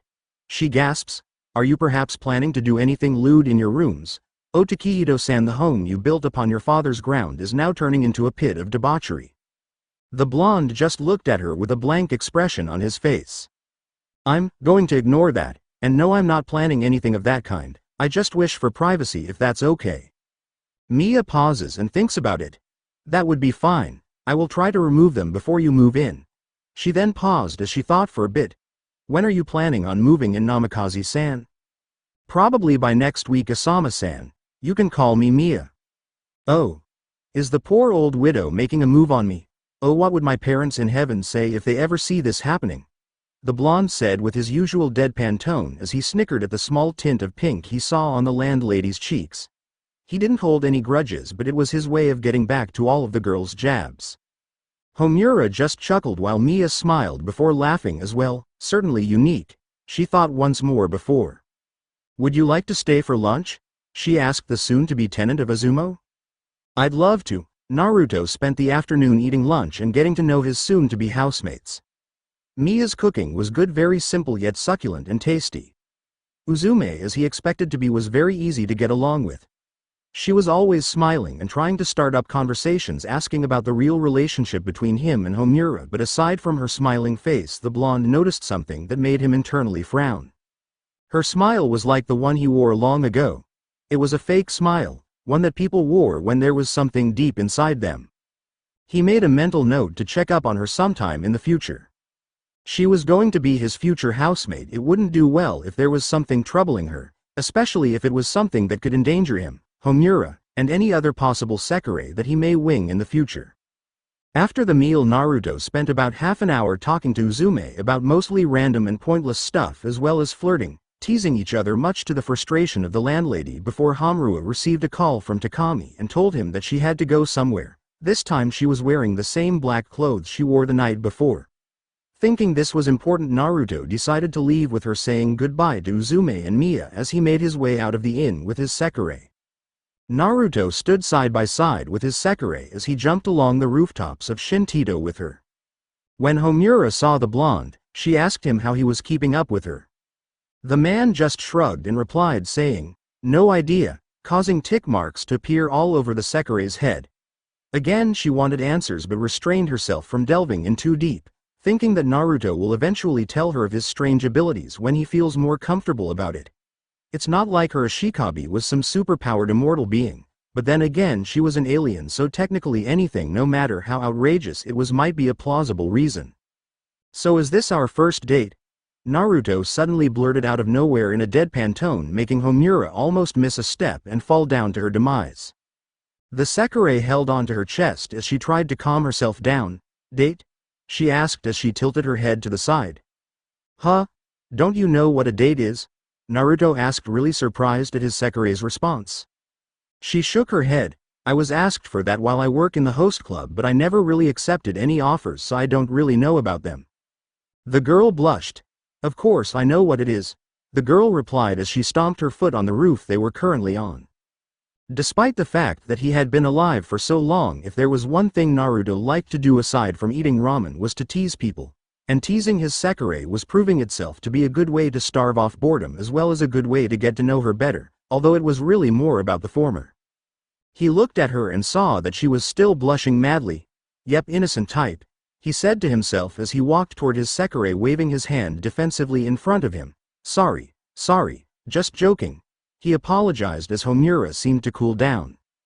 The fire user turned around and was about to jump off to another roof when Naruto suddenly asked another question. "So are you okay with me moving into your room?" Q and Homura almost missing a step once more as Naruto continued jumping beside her. "Naruto, are you planning on killing me today?" she asked as she placed a hand on her chest and felt her heart beating like crazy. "Why would I do that? It's not like you destroyed my phones or anything." "Oh wait." Naruto just grinned as he saw Homura pouted. "Again, just joking, Homu-chan," the blonde said as he placed his hand over her hair and ruffled it like she was a kid. But I was serious on the moving in with you part. Why? Isn't your place way better than the Isumo Inn? Naruto shook his head. No, it's not. Didn't you hear what I told Mia earlier? I have a pest problem. Homura's eyes widened when she finally understood the hidden meaning to those words. You wanted to move out because you don't know if Manaka is spying on you or not. I wonder what you're talking about, Homutan. I just wanted to move in with you. He teased once more, only to stop when he suddenly smelled a thick amount of ozone in the air. Hey Homura, I think that's your target. The blonde pointed at two girls wearing BDSM outfits shooting out lightning bolts, and they chased after a girl wearing a shrine maiden outfit. Naruto figured they were Sekirei, but wondered who would be retarded enough to dress such provocative outfits that just literally screamed, take me to a back alley and have your way with me. Manaka just sneezed from his office as the stacks of papers he was working on were blown away and scattered all over the floor. Naruto and Homura stood and watched as the shrine maiden Sekirei suddenly crashed towards a rather normal-looking and unimpressive Japanese teen. There's no use running, come on and fight us, one of the two shouted as they kept their pursuit. I'm not going to fight, not yet, I need to find my Ashikabi first, the Sekirei replied as she ran away, dragging the now screaming teen away with her. I think this is the time for you to step in, Naruto told Homura, who nodded and jumped from the roofs and landed just in front of the two girls. You two again? If you really wanted someone to fight, you could have just told me, Homura said as she formed a ball of fire in her hand and looked over the two Sekirei, who now backed away. Hikari, I think it's time to go, the calmer and probably smarter of the two said as she placed a hand over the other Sekirei. The Sekirei known as Hikari just growled before she nodded and ran away with the other Sekirei. Well, that was interesting, Naruto told her as he jumped down from the roof. Well, where are we going next? He asked as he looked at Homura, who was staring at the flames in her hand. Homura? He asked as he walked towards his Sekirei, placing his face just a few inches away from hers. Ah, the Sekirei was finally brought out of her thoughts when she saw her Ashikabi's face so close to her. I was just thinking about something, she said as she took a step back. Okay, Naruto replied. So where to? We'll just patrol over the city a few times before we stop for the day, Homura replied as her Ashikabi nodded. The two went back on top of the roof stops as they began patrolling once more. Only this time the Sekirei was looking at her hand, remembering the flames she used earlier. It felt like it was stronger and deadlier than the ones she had before, but she couldn't help but notice that despite that her flames felt warmer and kinder. She smiled under her mask as she looked at her Ashikabi. Is this the flames of our bond? She thought as she continued jumping along the roofs of Shinto Tito. The two spent a few more hours patrolling the city while helping other Sekireis as much as possible. Naruto even managed to help out another Sekirei dressed in a shrine maiden outfit, number 87 Kaho, to find her Ashikabi. It was a good day for the two as Naruto couldn't help but praise Homura for her actions. It really has been a long time since he saw someone actually going out of their way to protect others. Last time he saw someone do that was when he met a certain boy who wanted to be a hero. So what do we do now? Naruto asked Homura as the two were walking in a rather busy street. Well, I usually spend about a few more hours patrolling before I go to war. She suddenly stopped walking, prompting Naruto to raise an eyebrow. She chuckled. Well, it looks like I have to quit work, she said as looked down on her body. Can't really work as a host when I have these now, she pointed at her chest. Naruto was about to reply but was cut off by a loud scream, no more of a shriek, coming from a distance. Ah, Bishonen-san. The voice screamed out as it got closer and closer, forcing Naruto to look at the direction it was coming from. It was coming from a girl with black hair wearing a white long-sleeved blouse matched with a black skirt and stockings that created a zone of absolute territory. It actually took Naruto a few seconds of filtering his memory to remember who the girl was. Ah, it's that girl buying those Bishi magazines, Naruto said out loud as he bopped his fist to an open palm. The girl stopped in front and had the decency to blush. Anyo, thank you for the help yesterday, Bishonen-san, the girl said as she looked at Naruto with a fangirlish aura surrounding her. Naruto just shivered as he took one step back. As long as he had lived, there were only a few things that strike fear into his heart, and fangirls were definitely one of them. Ah. No problem, he replied as he looked at Homura, who was looking quite intrigued at the situation. And it's not Bishonen-san, it's Naruto. Ah, I'm Sahashi Yukari. The girl introduced herself, making Homura tense up, something that the blonde noticed. "Nice to meet you, Yukari-san, and there's no problem with me helping you out." Naruto smiled as he replied as the girl squealed out as if she saw Naruto sparkle. "Why can't Oni-chan be someone like you?" she mumbled as she placed her hands under her chin. Naruto just sweat dropped as he decided to let that comment slide. "So do you need anything?" Naruto asked. "No, I just wanted to thank you," she replied as she scratched the back of her head. "Okay, but as much as I'd love to talk to you some more, me and my..." He paused as he thought of the right term to use. "Friend here have places to go. So nice meeting you, Yukari-san," Naruto replied as he began walking away, Homura following close behind him. "Ah, a bishoujo. A bishonen and a bishoujo, a match made in heaven," the girl said as she looked between the two before she started drooling with perverted thoughts as the two walked away. "Well, interesting acquaintance you have there, Ashikabi-sama," Homura said when they were away from the girl. "Huh? Oh, I just met her yesterday, and how about you, Homu-chan? Why did you tense up when you heard her name? Is she related to someone you seduced in that host club? My oh my, Homu-tan is such a sly person?" Naruto teased, getting a weak jab to the rib as a response from his Sekirei. "She's the daughter of a friend," Homura told him. "Ah." He smiled. "Sure, I believe you." The blonde teased once more as he started increasing his pace, leaving behind a slightly ticked-off Homura. "Hey, come back here." The Sekirei screamed out as she ran after her Ashikabi. Despite how she was acting, the fire user was smiling underneath her mask. Homura ended up chasing after Naruto until the sun began to set. The two of them eventually ended up in a rather plain park. The reason the fire user actually caught up to her Ashikabi was because he stopped running and stared at a person who was sitting down on a bench, seemingly naked aside from the bloodied lab coat she wore. Homura's eye widened that moment she saw the person, number 07 Akitsu, a scrapped number. What is she doing here? Naruto looked as his Sekirei as he tilted his head to the side before asking, "Scrap number?" Homura placed herself in front of Naruto. "Ashikabi-sama, I ask for you to leave. That Sekirei is dangerous," she almost growled out as her eyes narrowed at the girl sitting on the bench. "You didn't answer," Homura sighed.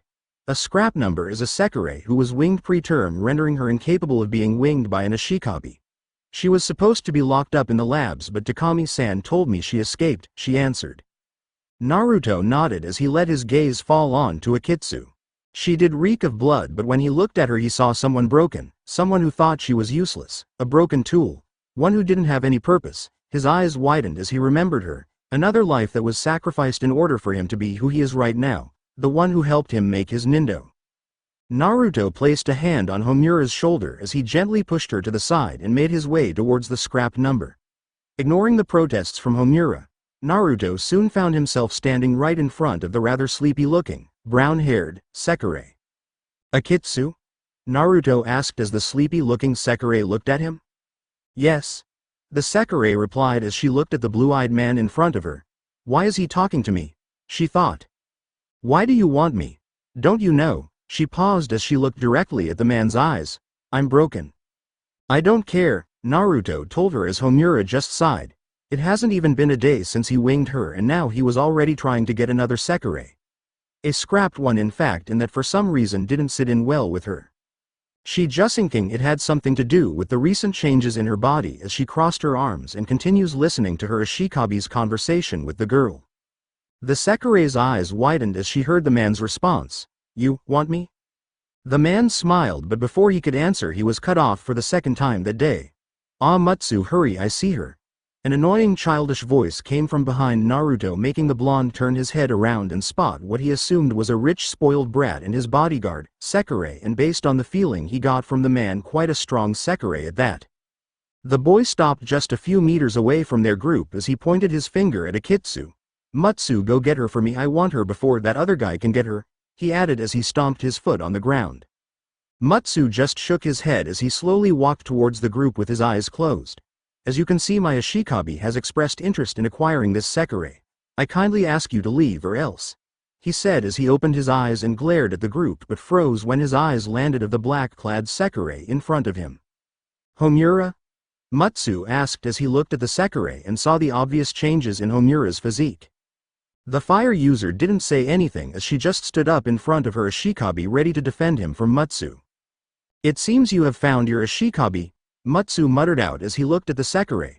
"I suppose I should be happy for you, but..." He crouched down as he held his still-sheathed blade to the side.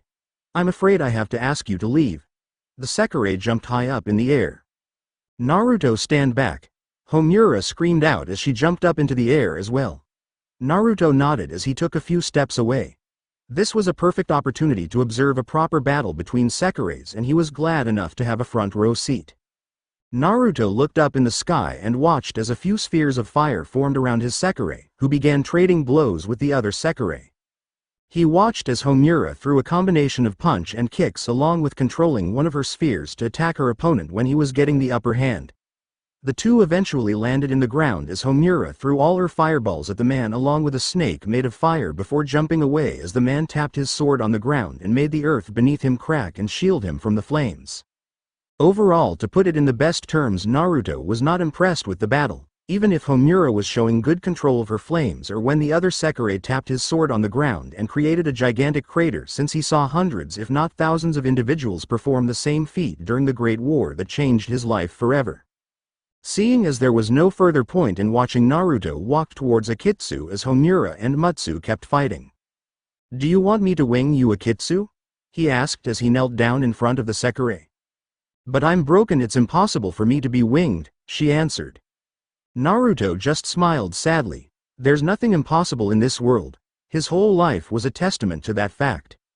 He was repeatedly told by everyone that he was a failure. He was told, by who would become his close friend, that he couldn't defy fate. He was told by both his best friend and a man who called himself God that he could never understand their pain. He was told by his sensei's old teammate on top of a 10-tailed god that it was impossible to win. Over and over again he was placed in various situations that people told him was impossible to accomplish. That he should give up and accept his fate. But did he? No. He did the impossible, seized the invisible, touched the untouchable, and broke the unbreakable. Why? Because people simply told him he couldn't, and he'd rather die than give them the satisfaction of seeing him quit. After all, how can he quit if he already promised himself never to do so? He never goes back on his words. That is his nindo. That is his curse. So Akitsu, I'll ask you one more time. The blonde cupped her chin and tilted her head up. "Would you like me to wing you?" he asked as he looked closely at the hesitant girl. She was afraid that she wouldn't be winged by the first person who approached her and told her she wasn't trash. But she needed to take the first step. The one leap of faith needed before Naruto could give her what she desires. "Please wing me," the Ice Sekirei replied as Naruto smiled. The immortal shinobi leaned down towards her, his lips meeting hers. He felt a small amount of his chakra leaving his body once more, but noticed that it wasn't like Homura's. Something was preventing her from sprouting her wings. His eyes turned purple for a second as he watched his chakra flowing into her pathways once more. He observed that it was moving slowly inside her as if her pathways were narrow. Naruto carefully channeled more chakra, widening her pathways as his chakra eventually went all over her body until it reached her forehead. There was something, and the best words he could describe it would be a tumor. Yes, a chakra-based tumor. And it was blocking 2 of the 8 celestial gates in the Sekirei's pathway, the Kaimon and Kumon. The blonde couldn't help but internally chuckle. They call Sekireis aliens, but from his point of view their bodies were more akin to shinobis than actual extraterrestrials. Too bad no one in MBI would believe him if he told them so. Putting his concentration back on the task at hand, Naruto placed one hand over the Sekirei's forehead as he activated one of his eyes' special ability. The ability to absorb chakra regardless of its shape or nature, brought about by the Preta path. As he did so, a warm white glow surrounded his hand, signifying the start of his technique, and as he expected, his ability managed to absorb the tumor in her brain. Now that the blockage was gone, his chakra finally made it up into her head and into her last 2 gates. Akitsu's eyes widened as if time stopped once more. She felt the seal on her forehead suddenly vanish before she felt 2 wings sprout out of her back. She looked at the reflection in the man's eyes and saw 2 beautiful crystalline wings of ice fluttering majestically.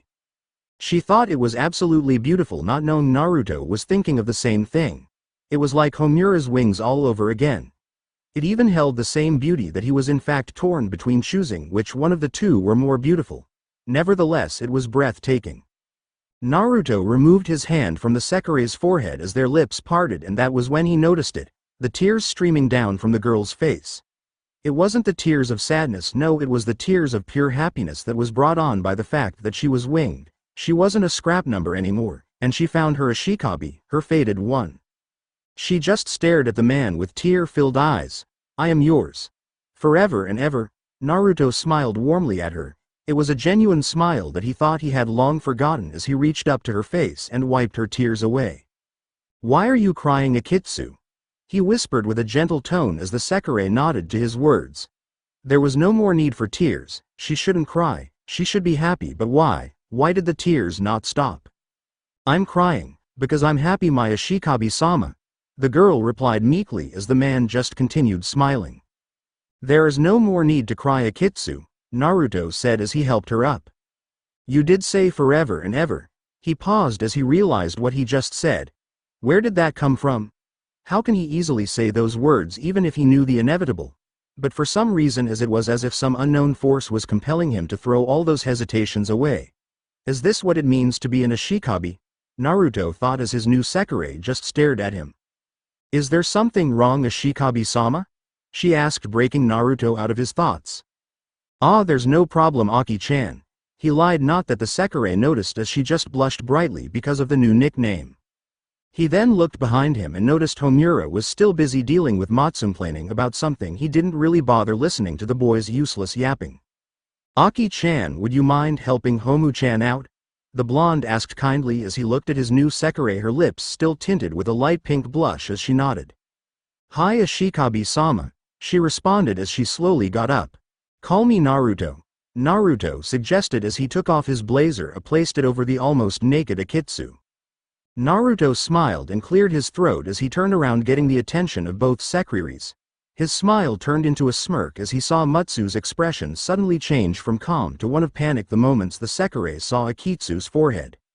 "Aki-chan, if you don't mind," he said as Mutsu's eyes widened. The number 5 Sekirei had barely enough time to run towards Mikagami, grab him and jump away as a trail of ice spikes appeared from the ground following his every movement.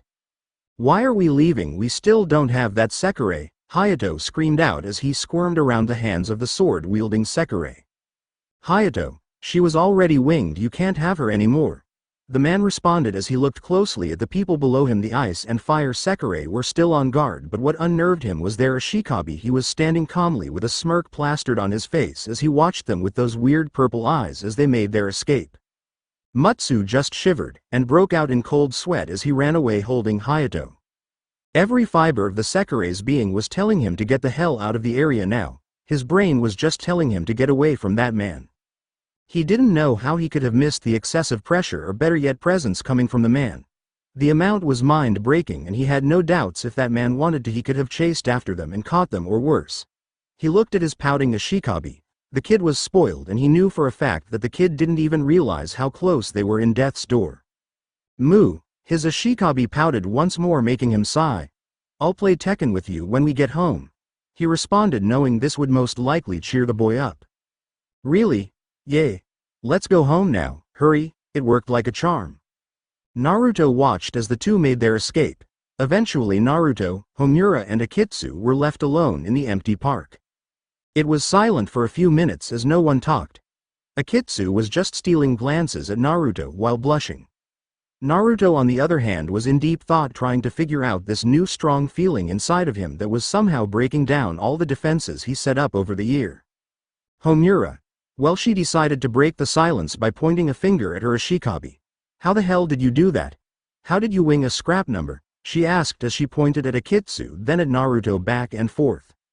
"No idea. I guess I'm just special," he replied as Homura face faulted and started mumbling about secretive blondes.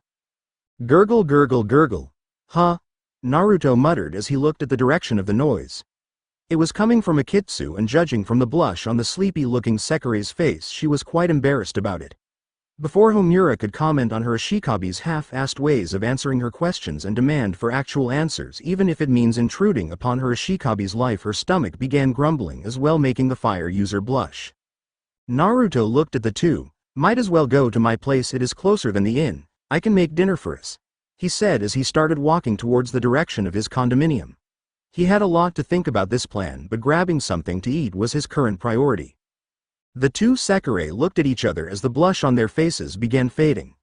Homura shrugged before she chased after her Ashikabi, prompting Akitsu to slowly follow her. Naruto stopped walking as he looked back to both of his Sekirei. You guys fine with ramen? Naruto asked as the girls nodded. He smiled. Ramen it is, he said as he led the two towards his place. And with that, another character was introduced and a new page of the novel was added. The end. I hope you enjoyed this episode. Remember to subscribe and like this video. See you in the next part.